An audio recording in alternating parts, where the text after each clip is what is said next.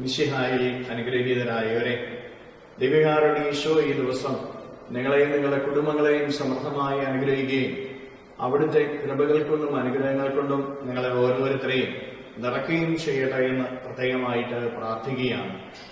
വിശുദ്ധ ലൂക്കായുടെ സുവിശേഷത്തിന്റെ 6-ാമത്തെ അധ്യായത്തിന് 37-ാമത്തെ തിരുവചനത്തില് വചനം പഠിപ്പിക്കുകയാണ്: നിങ്ങൾ വിധിക്കരുത്, നിങ്ങളും വിധിക്കപ്പെടുകയില്ല. പ്രിയപ്പെട്ടവരെ, മറ്റുള്ളവരെ വിധിക്കുന്നവരാണ് നമ്മൾ ഓരോരുത്തരും. നമ്മുടെ ജീവിതത്തില് ഒരുപക്ഷെ നമ്മുടെ കുടുംബത്തിലെ നമ്മുടെ ജീവിത പങ്കാളിയെ, മക്കളെ, മാതാപിതാക്കളെ, സഹോദരങ്ങളെ, നമ്മുടെ സമൂഹത്തിലെ നമ്മുടെ അധികാരികളെ, സമൂഹാംഗങ്ങളെയൊക്കെ പല വിധത്തിൽ നമ്മൾ വിധിക്കാറുണ്ട്. പ്രിയപ്പെട്ടവരെ, വിധിക്കുവാനായിട്ട് അധികാരമുള്ളത് കർത്താവ് മിശിഹായിക്കാണ്. കാരണം അവനാണ് ലോകം മുഴുവനെ സൃഷ്ടിച്ചത്. നമുക്കാർക്കും ആരെയും വിധിക്കാനുള്ള അവകാശമില്ല. നമുക്ക് നല്ല ബോധ്യമുള്ള കാര്യങ്ങളല്ലാതെ മറ്റുള്ളവരെ കുറിച്ച് നമ്മൾ ഒന്നും പറയാനായിട്ട് പാടില്ല.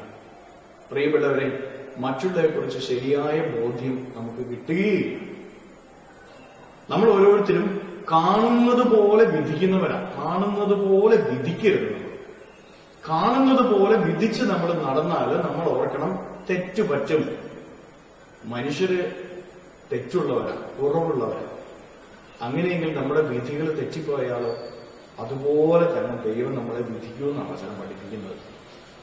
നമ്മൾ മറ്റുള്ളവരെ എങ്ങനെ വിധിക്കുന്നുവോ അതുപോലെ ദൈവവും നമ്മളെ വിധിക്കും.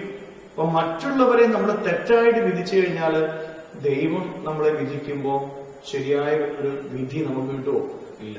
അതുകൊണ്ട് പ്രിയപ്പെട്ടവർ, ഒരു കാരണവശാലും നമ്മൾ മറ്റുള്ളവരെ വിധിക്കരുത്. അകാരണമായിട്ട് മറ്റുള്ളവരെ വിധിക്കുന്നവരാണോ നമ്മളൊന്ന് പരിശോധിക്കുക.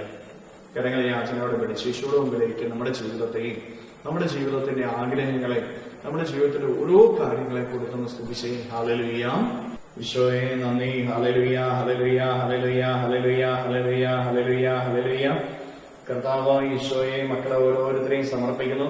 ഇവരെ ഓരോരുത്തരെയും അനുഗ്രഹിക്കുകയും ആശീർവദിക്കുകയും ചെയ്യണം. ഇവരുടെ ജീവിതങ്ങളിലേക്ക്, ഇവരുടെ അധ്വാനങ്ങളിലേക്ക്, ഇവരുടെ നൊമ്പരങ്ങളിലേക്ക്, ഇവരുടെ കഷ്ടപ്പാടുകളിലേക്ക് ഇറങ്ങി ചെല്ലണമേ. ഇവരെ സഹായിക്കണമേ. ഈശോയെ, ഇവരുടെ നിലവിളി കേൾക്കണമേ. ഇവരുടെ കണ്ണുനീര് കാണണമേ. ഇവരുടെ കുറവുകൾ കാണണമേ. ഇവരുടെ ജീവിതത്തെ അനുഗ്രഹിക്കണമേ, ആശീർവദിക്കണമേ. Hallelujah, hallelujah, hallelujah. ഈശോയെ, പഠിക്കുന്ന മക്കളെ, പരീക്ഷ എഴുതുന്ന മക്കളെ അങ്ങ് ഇപ്പോൾ സ്പർശിക്കണമേ.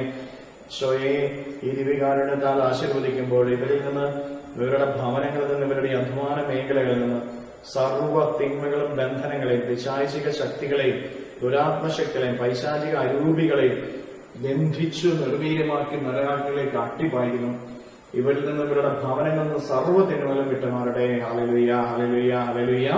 നിത്യപിതാവും പുത്രനും പരിശുദ്ധാത്മാവുമായി സർവേശ്വര എന്നേക്കും. ആമേൻ.